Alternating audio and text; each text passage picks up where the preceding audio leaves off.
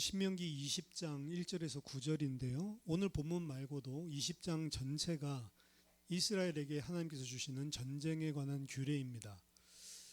율법에서, 오경에서 뿐만이 아니고 구약 전체에서 하나님께서 이 율법으로 명확하게 전쟁에 대한 규례를 주신 것은 신명기가 유일합니다.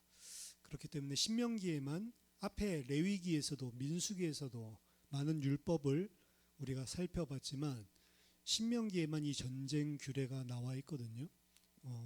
지금 이제 모압 평지에서 가나안으로 진군하려고 하는 바로 그 기점에 서 있기 때문에 신명기에서 전쟁에 대한 규례를 주시는 것 같습니다. 이 전쟁하는 규례가 오늘날 우리와 무슨 상관이 있냐라고 생각할 수 있지만 오늘날도 우리도 이 세상에 살아가면서 수많은 전쟁을 치릅니다.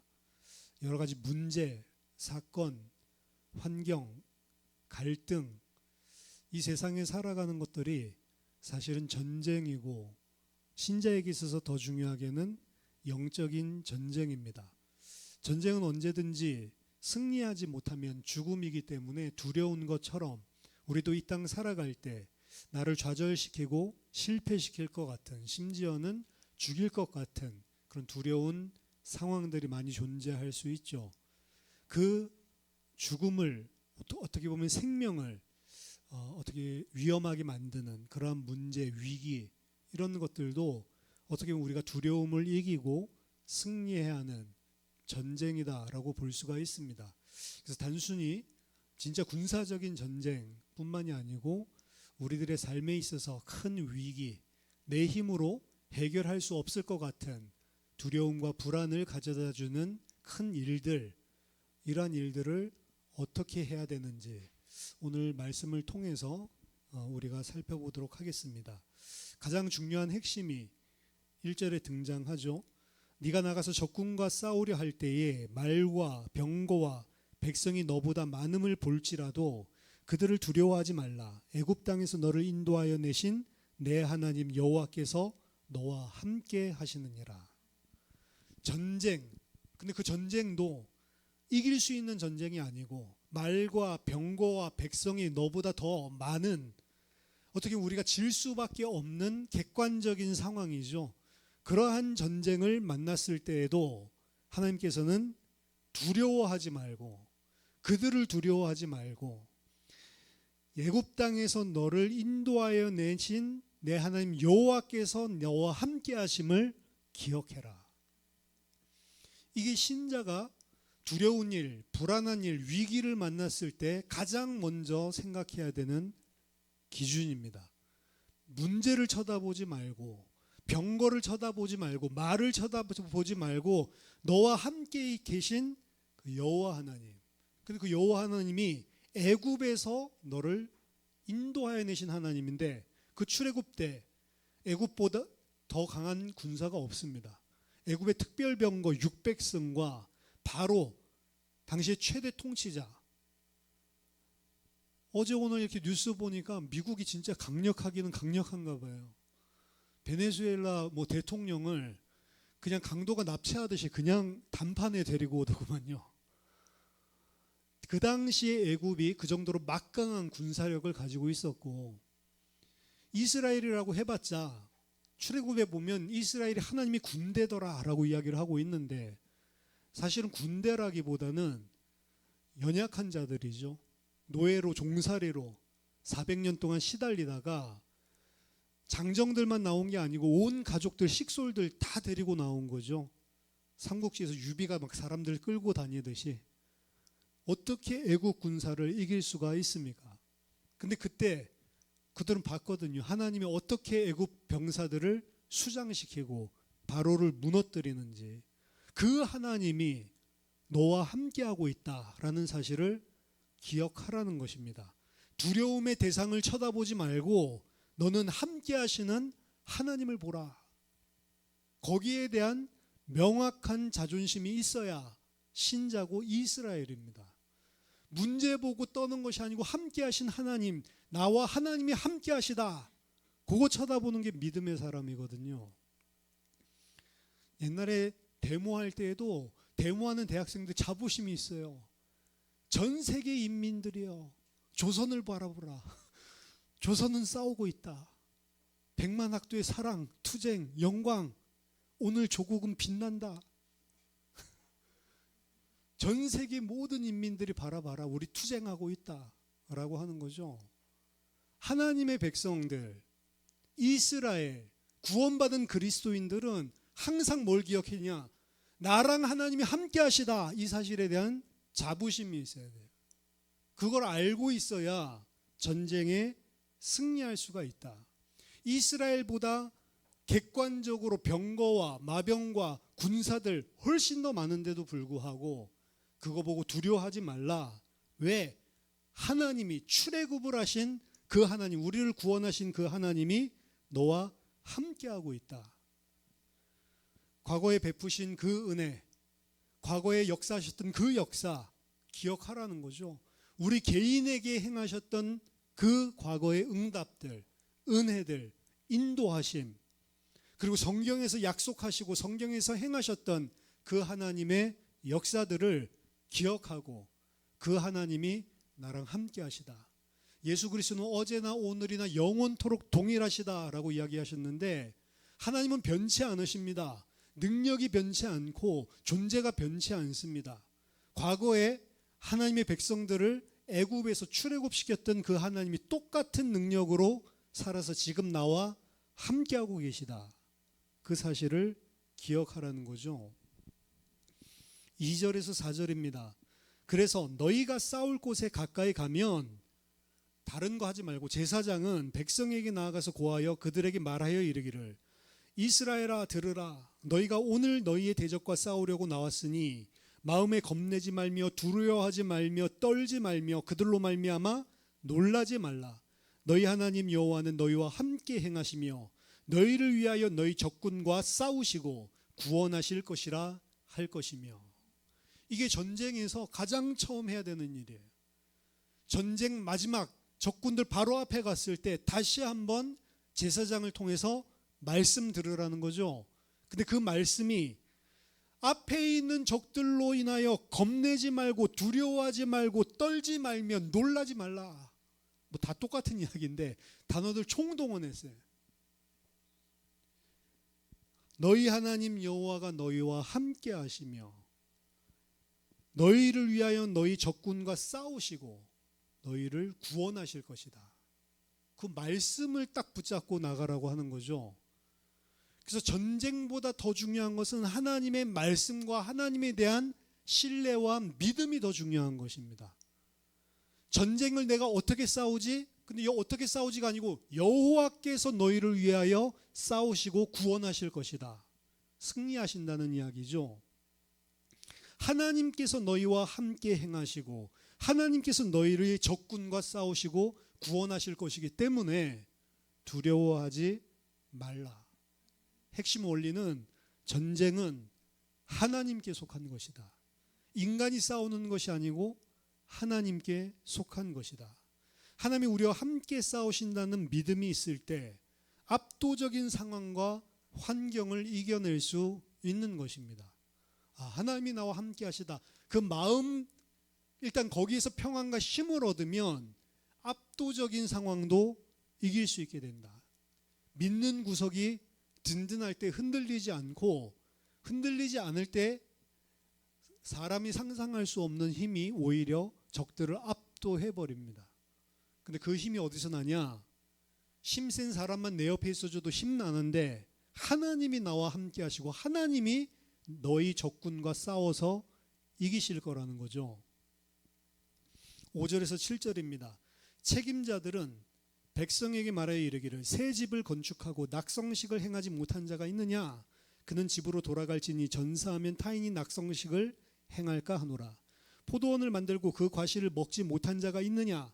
그는 집으로 돌아갈지니 전사하면 타인이 그 과실을 먹을까 하노라. 여자와 약혼하고 그와 결혼하지 못한 자가 있느냐? 그는 집으로 돌아갈지니 전사하면 타인이 그를 데려갈까 하노라.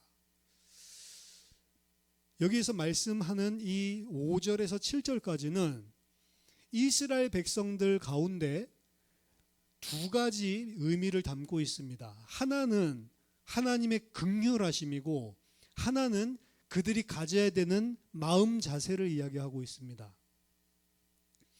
여기서 이야기하는 이 세 가지 구체적인 대상들, 집으로 돌아가라 라고 이야기를 하는데, 어떻게 보면 앞에서 보면 우리보다 말도 병거도 군사 숫자도 훨씬 더 많은데 지금 이스라엘은 전쟁하기에 앞서서 돌아갈 자들 다 돌려보내고 있거든요. 그렇죠? 이 이야기를 할 수 있는 근거도 여호와께서 우리를 위하여 싸우신다, 여호와께서 대적들과 싸워서 승리하신다, 거기에 대한 믿음이 없으면 돌아가게 만드는 것은 말도 안 되는 거죠. 그러니까 앞에 게 이야기가 안 되면 뒤에 것도 사실은 할 수가 없는 겁니다, 실질적으로. 그래서 본문을, 이거는 굉장히 아이디얼리스틱, 이상적인 이야기를 하고 있는 것이다. 앞에 왕에 대한 규례도 이상적인 왕을 이야기하고 실제로는 그렇게 못했듯이 이상적인 이야기를 하고 있는 것이다. 근데 기드온 300용사 싸울 때, 300용사는 아니지만 그때 똑같은 일을 하나님께서 하시거든요. 하나님께서 싸우시지 너희 이스라엘이 싸우는 게 아니다. 3만 명 너무 많다, 돌아가라. 3만 4천 명인가요? 돌아가라. 그 300명만 데리고 싸우시죠. 300명을 통해서 싸우는 게 아니고 적들이 알아서 서로 쳐 죽여서 이기게 되고 한 사람도 상하지 않았습니다. 여호와께 전쟁이 속한 것이다. 그래서 세 가지 구체적인 대상들은 징집 면제, 집으로 돌아가라. 5절에 새 집을 건축하고 아직 낙성식을 못한 자, 새로운 삶의 터전을 마련했지만 그 기쁨을 아직 누려보지 못한 거죠. 집 지어놓고 이제 좀 편히 좀 자려고 그랬더니 전쟁 터져가지고 끌려 나온 사람들, 포도원을 만들고 그 과실을 먹지 못한 자. 레위기 19장 23절에서 25절 보면 그냥 포도 심었다고 그 다음에 먹을 수 있는 게 아닙니다. 3년 동안은 아예 열매 추수하지 말라. 3년 동안은 할례 기간입니다. 그래서 먹지 못하게 해요, 하나님이. 4년째에 나온 모든 소사는 다 하나님께 드려라. 4년 동안 아무것도 거두지 못합니다. 5년을 이제 농사 시작해서 농사 5년째 돼서야 드디어 이제 내가 과실을 먹을 수 있게 됐어. 드디어 내가 이제 포도 먹겠구나 했는데 전쟁 터졌어요. 얼마나 억울하겠어요. 그러다가 만약 전사하면 그 4년 동안 지은 거 5년 동안 지은 거죠. 그건 너무 안타깝죠. 그 사람들 돌아가서 포도 따먹으라고 해라, 이거죠. 7절 여자와 약혼했는데 아직 결혼하지 못한 자. 보통은 약혼하고 한 1년 정도 있다가 결혼을 하는데 요셉도 그랬죠. 마리아 데려올 때. 그러니까 정혼하고 실제로 결혼해서 함께 살 수 있는 그 기간.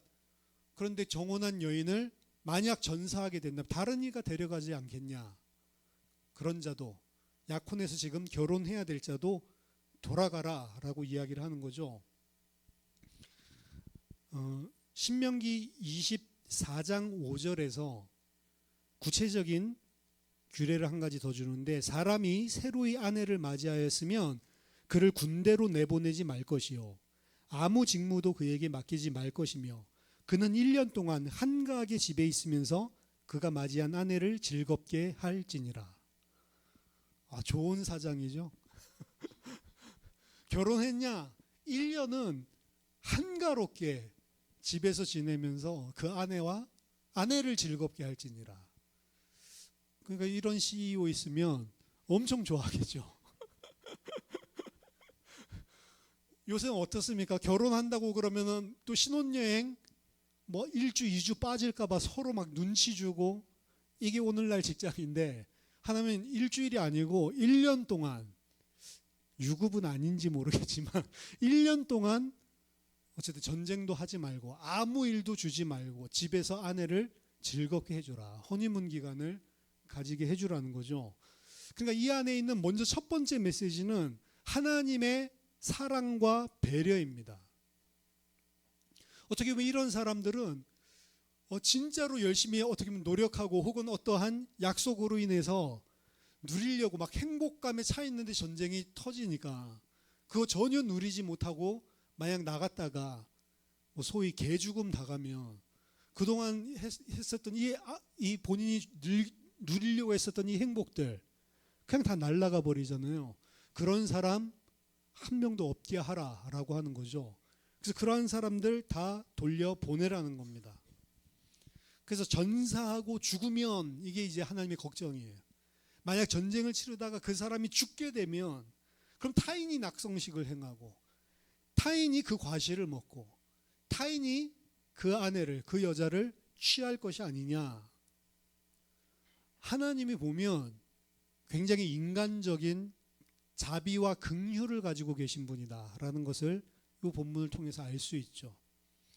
하나님의 인근이 어떻게 보면 인간의 지극히 평범하고 누려야 되는 정당한 행복들, 여기 나의 집, 그리고 내가 먹을 음식, 식탁, 나의 가족, 어떻게 보면 그런 것들을 믿음의 사람으로 세우고 하나님의 일을 하기 위해서 다 무너뜨리게 하시는 분이 아니고 소중히 여기고 계신 분, 그것을 누리고 그것을 가꾸고 그 안에서 행복을 누리기를 원하시는 분이다. 그래서 이단 특징이 가족으로부터 다 떼어놓죠. 완전히 열심히 특심이고 막 믿음으로 어떻게 해야 바르게 순결하게 설 수 있냐, 모든 이 믿음이 통하지 않는 자들 다 끊어버리라. 이게 이단의 특징입니다. 그래서 가족들이 찾아가면 못 만나게 하죠. 만나서 만약에 한 6개월만 따로 살아보잖아요. 금방 제정신 차립니다. 그 안에서 똑같은 사상 가지고 똑같은 거짓 신앙 가지고 계속 시너지 주면서 영향 주고 있을 때 그게 막 진짜인 것처럼, 저렇게 살지 않으면 안 될 것처럼 하지만 빠져나와 가지고 한 6개월만 그냥 살아보잖아요. 와, 내가 왜 그러고 살았지? 제정신이 듭니다, 인간이. 그러니까 가장 먼저 그런 것들 다 끊어놓는다. 그렇죠?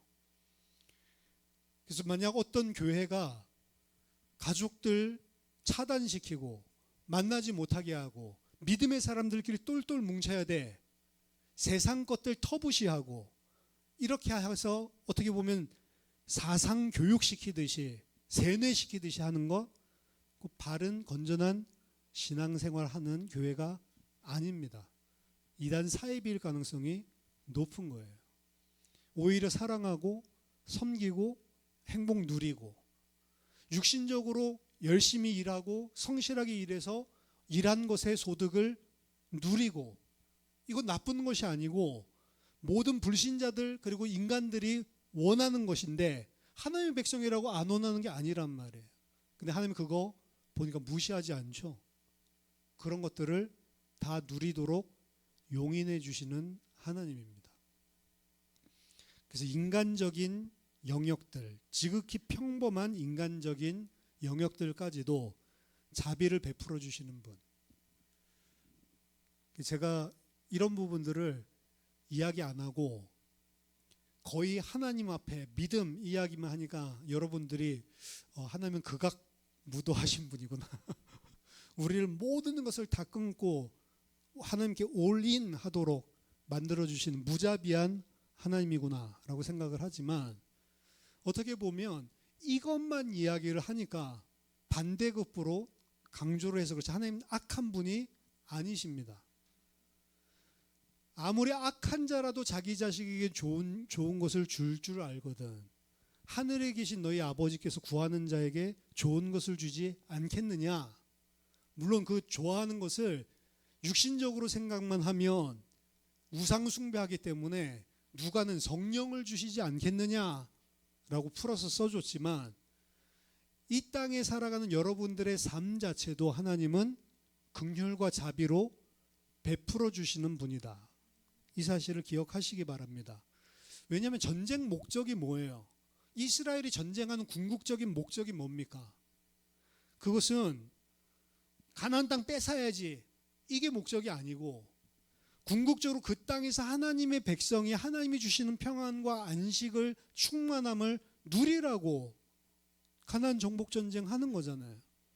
근데 그 가나안 정복 전쟁이라는 목표 때문에 그 안에서 누리는 평안과 행복을 다 짓밟으면서 전쟁을 시킨다? 목적과 맞지가 않는 거죠. 이스라엘 백성들은 그 땅에 들어가서 단번에 차지한 게 아니에요. 그 땅에 들어가서 400년이 걸린다고. 그 땅 차지하는데. 근데 그 땅 차지하는 데만 올인시켜서 하나님께서 부려먹는 게 아닙니다. 전쟁하는 동안에도 그 땅 안에서 하나님께서 주시는 평안과 풍성함의 안식을 누리게 하시면서 진행하신다라고 하는 거죠. 전쟁 때문에 그러한 안식과 평안 빼앗는 것을 원치 않는다. 하나님의 마음입니다. 두 번째, 하지만 또 다른 곳에서 또 다른 면으로 이 말씀을 쳐다본다면 이 사람들은 어떤 사람을 일컫고 있느냐? 그들의 마음이 다른 곳에 가 있는 사람들입니다.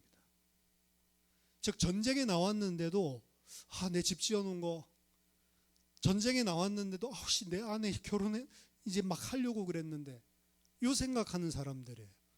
그러니까 그런 사람들을 전쟁터에 싸우게 하지 말라라고 하는 거죠. 그러니까 한편으로 하나님의 자비와 긍휼도 있지만 하나님이 행하시는 성전을 쌓을 수 있는 군사들의 요건을 다른 면에서는 이야기해 준단 말이에요.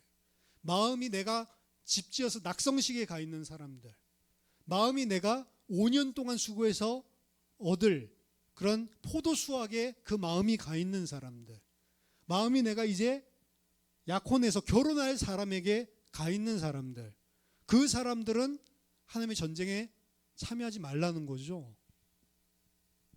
영적인 전쟁의 관점에서 이 말씀은 하나님의 일, 하나님의 나라의 일, 영적인 전쟁 하는 데 있어서 마음이 분산되어 있으면 안 된다는 겁니다. 마음이 갈려 있으면 안 된다. 전쟁터 나간 군사가 내가 죽으면 내 집 어떻게 하지? 약혼녀 어떻게 하지? 포도밭 어떻게 하지? 이 생각 가 있으면 승리할 수 없는 것입니다. 이미 하나님 나라의 우선순위는 그래서 예수님께서 이야기하셨듯이 집에 가서 작별하고 돌아오게 해주십시오. 주님 따르겠지만 그때 뭐라고 말씀하셨죠? 손에 쟁기를 잡고 뒤를 돌아보는 자는 하나님의 나라에 합당치 아니하다. 누가복음 9장 62절이죠. 아니 가족에게 인사하고 오겠다는데 그게 뭐고 잘못이라고 제자로 할 수 없다라고 이야기하는데 그만큼 하나님 나라의 일의 가치와 우선순위 이걸 이야기하는 거거든요. 그 사람은 하나님 나라에 합당치 않다. 몸은 전쟁터에 나와 있는데 마음은 다른 데 가 있는 사람들, 그 사람은 하나님의 성전에 합당치 않다라고 하는 어떻게 보면 경고의 메시지가 들어가 있는 것입니다. 그래서 기드온 전쟁에서도 3만 4천 명 왔지만 다 돌려보낸 거예요. 왜? 사람의 힘으로 싸우는 거 아니고 거기서도 하나 둘씩 다 돌려보내는데 돌려보내서 남은 300명 가지고 싸우는데 그 300명도 연약한 자들이었거든요. 전쟁의 승리가 더 중요한 게 아니고 하나님의 입장에서는 전쟁의 승리는 사람 수에 달린 것이 아니기 때문에 전쟁 잘할 용사가 필요한 게 아니고 하나님을 전적으로 의지하고 하나님의 일에 집중할 수 있는 사람이 필요한 것이다. 하나님의 일에는 능력이나 숫자가 필요한 게 아니라는 말입니다. 능력이 없어도 숫자가 적어도 전심으로 그 일을 할 수 있는 사람이 필요한 것이다. 하나님을 전적으로 믿고 하나님을 전적으로 의지하고 전심으로 하나님과 함께 할 수 있는 믿음의 사람이 필요한 것이다. 마음이 나뉘어 있는 상태로는 영적 전쟁에 승리할 수 없다라고 하는 거죠. 경고의 메시지 한편으로 들어가 있는 겁니다. 한편으로는 하나님의 긍휼과 자비고 한편으로는 나머지 이런 요건 안 돼서 남아있는 사람, 남아있다 하더라도 마음이 만약 분산되어 있으면 그 사람 가지고는 전쟁 못한다는 거죠. 그래서 8절에 다시 한번 또 하나 새로운 말씀을 주십니다. 책임자들은 또 백성에게 말하여 이르기를 두려워서 마음이 허약한 자가 있느냐? 그는 집으로 돌아갈지니 그의 형제들의 마음도 그의 마음과 같이 낙심될까 하노라. 이 사람은 결혼한 약혼한 아내도 없어. 집 새로 짓지도 않았어요. 포도밭 추수할 것도 없어. 그런데 처음에 이야기했던 것처럼 1절에서 두려워하지 말라라고 이야기했는데 두려워하는 사람 있냐? 돌아가 라고 하는 거죠. 전쟁이 두려운 자들. 근데 위에서부터 보면 전쟁이 두려운 게 아니고 하나님을 믿지 못하고 있는 사람, 하나님을 신뢰하지 못하고 있는 사람, 그 사람이 두려워서 마음이 허약한 자죠. 그 사람 돌아가라. 왜냐하면 이유가 그 사람 자체도 문제 있지만 그로 인하여서 형제들의 마음도 그의 마음과 같이 낙심될까 하노라. 두려움이 전염된다는 거죠. 지 혼자 두려우면 되는데 다른 사람들 막 이제 믿음으로 막 이러고 있는데 안 될 것 같은데 계속 옆에서 이러면 형제들도 낙심하게 된다는 거죠. 여러분, 긍정적인 영향력이 셀까요? 부정적인 영향력이 셀까요? 무조건 하고 부정적인 영향력이 셉니다. 그러니까 뭐 성공한 사람, 이 사람들의 특징을 보면 긍정적이고 좋은 면을 바라보려고 하고 될 수 있는 면을 바라보고 도전하고 이렇게 하는데, 안 되는 사람들의 특징은 이거 안 될 것 같은데 저거 안 될 것 같아, 이거 이러니까 안 되지 저러니까 안 되지, 아예 시도도 안 해. 트라이 자체를 안 하는데 뭐 결과가 올 수가 없는 거잖아요. 근데 왜 시도조차 안 하냐? 안 될 것들이 너무 많이 보여. 이게 하나님의 나라의 일을 할 수 없는 마음이 허약한 상태인데, 그런 사람이 쉽게 다른 사람 영향을 준다. 여러분들도 영향받지 않기 위해서도 애를 써야 돼요. 돌아가라고 했는데 끝까지 남아가지고 영향 주는 사람들이 있을 수 있다는 거죠. 두려움과 불신앙, 공동체 전체에 빠른 속도로 전염을 시킵니다. 한 사람의 불평, 한 사람의 두려움이 군대 전체의 사기를 꺾을 수 있기 때문에 이런 사람들, 안 될 것 같다고 생각하는 사람들 아예 처음부터 돌려보내라고 하는 거죠. 영적으로 여러분들이 여러분 자신들을 살펴봐야 됩니다. 나는 공동체 안에서 믿음을 복돋아주는 사람인가? 아니면 두려움을 전염시키고 있는 사람인가? 그렇죠? 중요한 것입니다. 신명기 20장 9절, 백성에게 이르기를 마친 후에 군대의 지휘관들을 세워 무리를 거느리게 할지니라.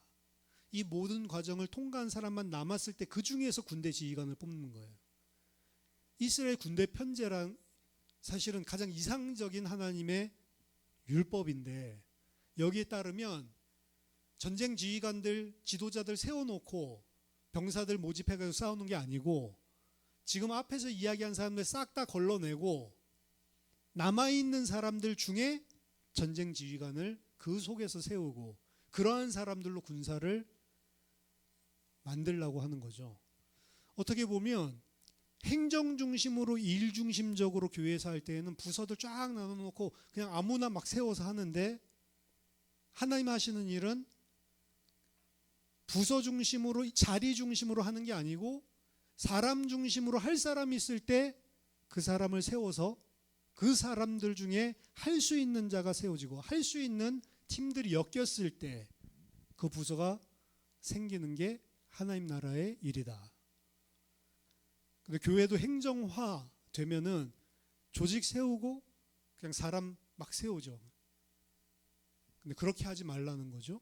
오늘 본문에 보면 할 사람이 있고 그 사람 가운데서 조직이 만들어지는 것이다. 여러 가지 부분들을 살펴볼 수 있습니다. 오늘 본문 자체는 쉬우니까 종합적으로 본다면 1절에서 4절이 핵심이에요. 오늘 본문에서 상황과 환경과 사건과 갈등보다 더 크신 하나님, 그 하나님이 나와 함께 계시고 그 하나님이 행하신다. 전쟁은 나에게 속한 것이 아니고 사람 손에 있는 것이 아니고 하나님께 속한 것이다. 이 사실을 가장 극적으로 잘 보여준 성경의 예가 다윗과 골리앗의 싸움입니다. 진짜로 믿음의 명대사죠. 사무엘상 17장 45절에서 47절. 다윗이 블레셋 사람에게 이르되 너는 칼과 창과 단창으로 내게 나오거니와 나는 만군의 여호와의 이름 곧 내가 모욕하는 이스라엘 군대의 하나님의 이름으로 내게 나가노라. 오늘 여호와께서 너를 내 손에 넘기시리니 내가 너를 쳐서 네 목을 베고 블레셋 군대의 시체를 오늘 공중의 새와 땅의 들짐승에게 주어 온 땅으로 이스라엘에 하나님이 계신 줄 알게 하겠고 또 여호와의 구원하심이 칼과 창에 있지 아니함을 이 무리에게 알게 하리라. 전쟁은 여호와께 속한 것인즉 그가 너희를 우리 손에 넘기시리라. 정확하게 이 전쟁 규례를 가지고 있는 사람이죠. 이스라엘이 그때 사울 왕을 위시해서 이스라엘 군대들 중에 단 한 사람도 이 전쟁 규례를 가지고 있는 사람이 없었단 말이에요.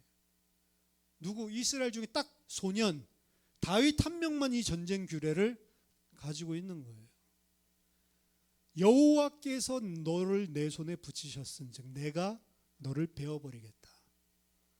이 모든 것은 여호와께서 우리와 함께 하심을 보여주려고 하시는 것이다. 내가 오늘 여호와께서 이스라엘에 함께 하심을 증명해 주겠다. 그러고 전쟁에 뛰어나가. 이 말 마치자마자 뛰어나가죠. 뛰어나가서 물맷돌 던져서 한 방에 KO를 시키고 칼이 없으니까 골리앗 칼 가지고 목을 베어서 머리를 들고.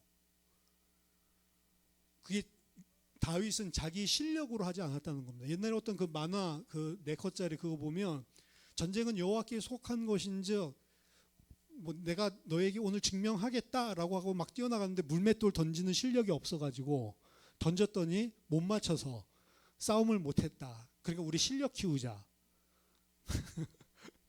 이런 만화 컷을 그려놨다. 그거 보면 나 한심하기가 그지없더라.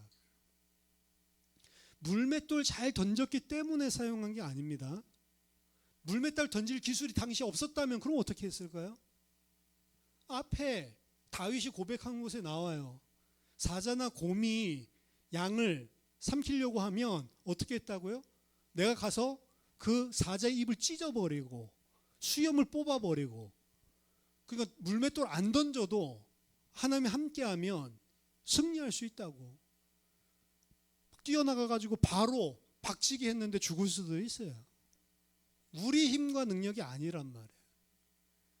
그러니까 하나님께서 주신 은혜 플러스 내 기능 이게 합쳐졌을 때 역사가 일어난다. 이런 이야기인데 그 이야기하고 있는 게 아닙니다. 이 전쟁 규례는. 그리고 다윗도 그 이야기하고 있는 게 아니에요. 오늘 내가 물맷돌 실력을 보여주겠다. 그런 의미, 그런 마음심 중에 하나도 없단 말이죠. 그리고 그걸 갖다가 짬뽕을 시켜놔요. 전쟁은 여호와께 속한 것인데 그 여호와께서 나와 함께 하시고 그 여호와께서 나를 위하여 싸우신다. 이게 전쟁에 임하는 이스라엘 백성, 전쟁에 임하는 이스라엘 군인은 이 규례를 반드시 가지고 있어야 된다. 5절에서 7절 우선순위, 가치관 이 부분에 관한 이야기죠. 세상의 미련 때문에 집중하지 못하는 자, 그 자들이 전쟁을 할 수 없다. 8절에서 이야기하는 거 두려움, 믿음이 없는 사람은 싸울 수 없다. 믿음이 없는 자들은 오히려 공동체를 해치게 된다. 두 가지 이야기를 하는 거죠. 그러니까 5절에서 8절까지를 종합해 보면 이 1절에서 4절에 있는 원리를 그대로 다시 한번 반복하는 것입니다. 구체적인 예를 가지고. 전쟁은 숫자로 싸우는 게 아니다. 왜? 우리 능력으로 싸우는 게 아니기 때문에. 그럼 뭘로 싸우는 거냐? 우리의 믿음과 중심을 가지고 싸우는 거다. 군대의 숫자가 줄어드는 거 두려워하지 말라는 거죠. 3만 명 다 돌려보내고 300명 가지고 하나님이 싸우게 하시는 거죠. 하나님의 나라는 숫자가 많은 집단이 그래서 중요한 게 아닙니다. 더 중요한 것은 소수지만 하나님께 시선을 고정하고 마음이 나누지 않는 믿음의 사람들이냐 아니냐. 정의 요원이죠. 스파르타 300 한때 유행했었죠. 전부 다 막 빨래판 같은 몹쓸 몸을 가지고 쿵쿵거리면서. 근데 한 사람이 딱 이 어떻게 보면 흐트러져 버리면 그 300명이 방패 가지고 만드는 집단 진영 자체가 무너지는 거잖아요. 근데 그것들이 철저하게 한 사람도 빠짐없이 두려움 없이 자기가 맡은 역할을 감당할 때 페르시아 대군이 뚫지를 못하는 건데, 그렇죠? 성경의 원리도 마찬가지인 것입니다. 결국에는 많은 사람이 하는 것이 아니고 진짜 믿음의 사람이 소수라도 똘똘 뭉쳐 있을 때. 두 번째, 그렇기 때문에 여러분들은 교회 공동체 안에서 특히 믿음의 말을 해야 된다.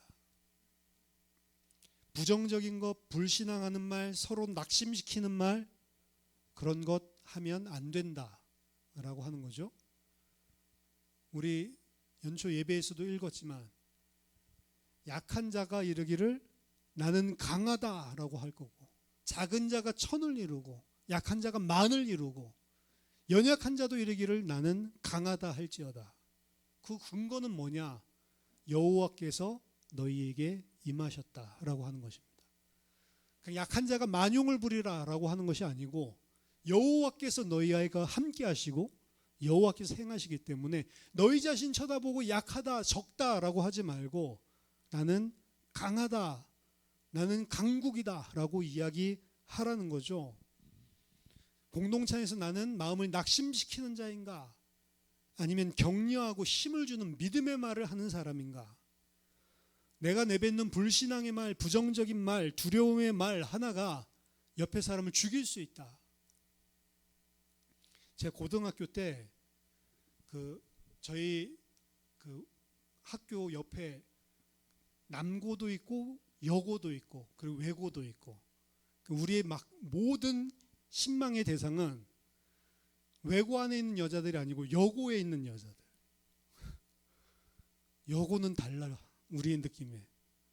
그래서 고3 때는 그 여고에 가서 걔네들 그 방석에 앉으면 운이 좋다고 밤에 야간에 11시 반 막 이럴 때 학교 침입해가지고 여자반에 들어가서 방석 가지고 오는 게 유행이었어요.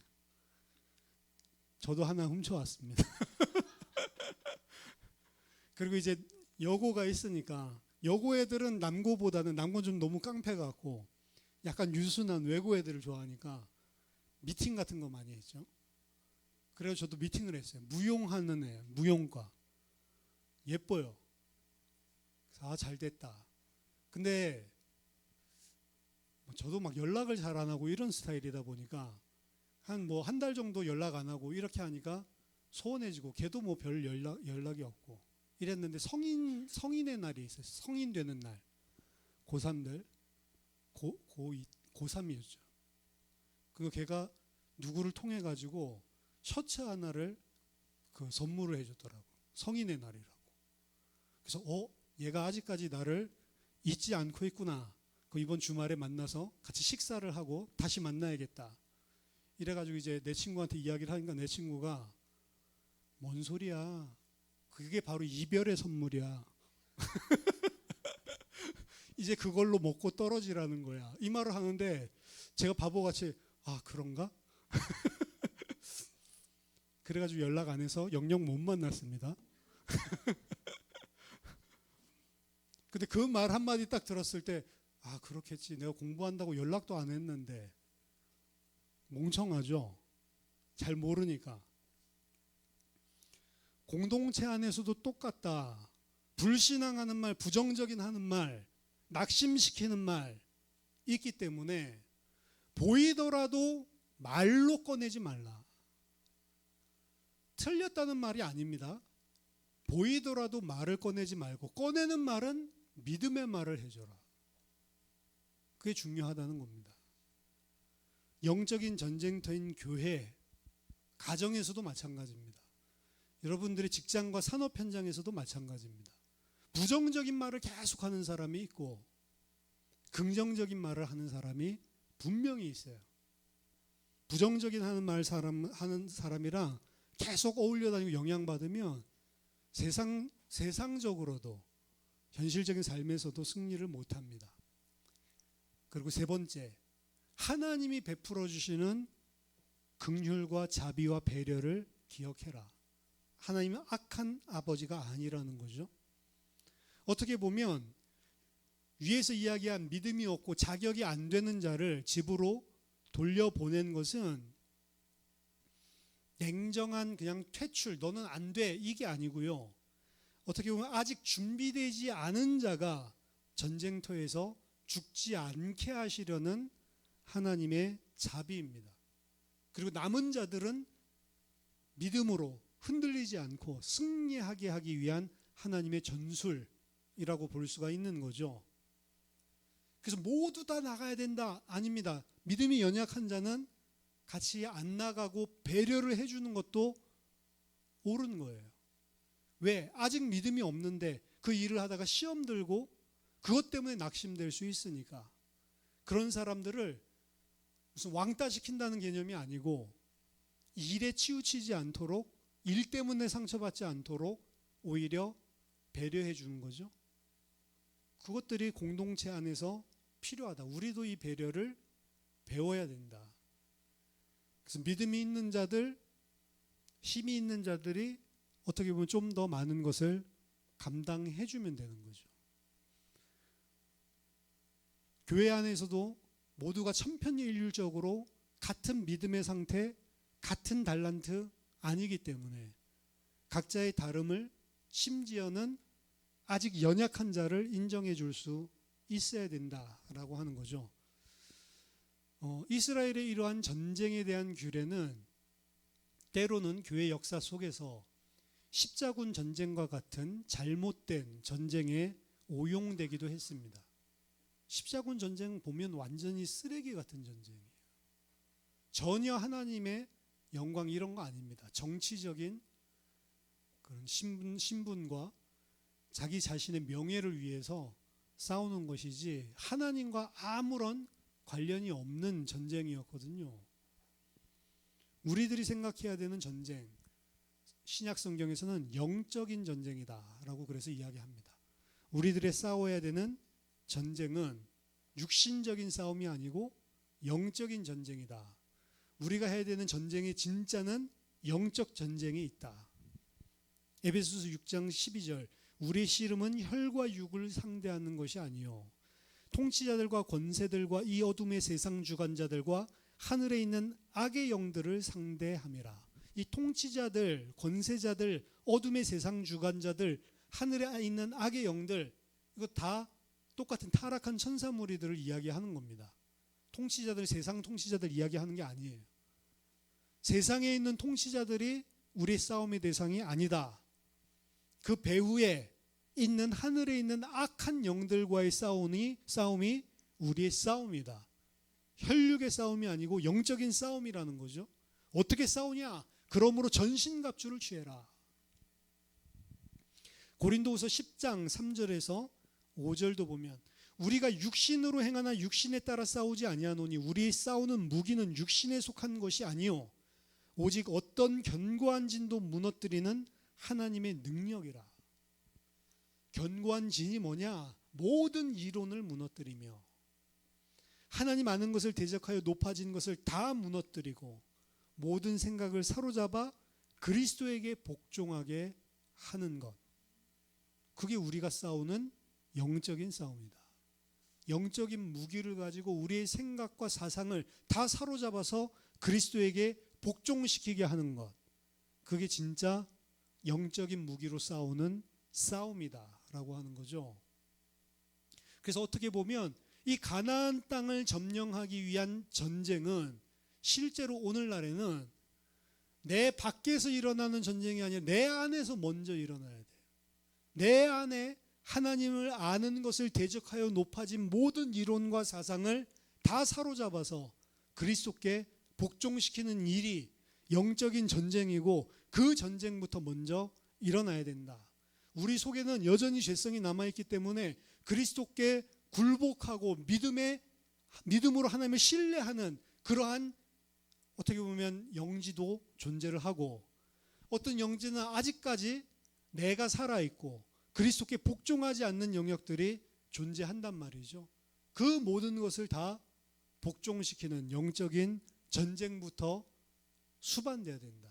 그 영적 전쟁이 수반되고 그 영적 전쟁에 승리한 자들이 바깥으로 드러나는 영적인 전쟁도 싸우는 거지, 영적 전쟁하면 계속 밖에 있는 사람들 생각하면 안 돼요. 저 사람 배후의 역사하는 흑암, 그거 말고 내 안에 있는 흑암부터 꺾으려면. 중요한 것은 이 승리는 이미 그리스도께서 십자가와 부활로 완성해 놓으셨다는 거. 싸우기만 하면 된다는 거죠. 전쟁에서 이미 승리하셨습니다. 그래서 히브리서에 보면 모든 흑암의 세력들, 모든 악한 영들 다 무장 해제시키셨다. 어디서? 십자가에서. 예수 그리스도께서 승리하시고 전쟁 포로들 잡아올 때 가장 먼저 하는 그들이 가지고 있는 무기들 다 뺐죠. 무장 해제 다 시켜놨다. 십자가에서. 너희들은 그 예수 그리스도를 믿는 믿음으로 싸우기만 하면 된다. 승리는 이미 약속된 것입니다. 가나안 땅 정복하게 돼 있습니다. 하나님은 이스라엘에게 무기 체계를 개선하라고 시킨 적이 없어요. 전술자라고 말씀도 하지 않으셨습니다. 마음을 지키고 하나님을 신뢰하고 너희가 하나님을 우선순위, 최고의 가치로 여기고 하나님을 의지하는 믿음이 준비돼야 된다. 이거 하나만 이야기하시는 거죠. 오늘 우리가 삶 속에서 마주하는 전쟁터, 이 속에서 우리의 눈은 어디에 있는가? 그 사건들 자체에, 그 사람들 자체에 거기에 대한 두려움과 염려와 불안, 그것을 보고 있는지, 아니면 그것보다 더 큰 이가 나와 함께한다, 하나님이 함께하심을 보고 있는지.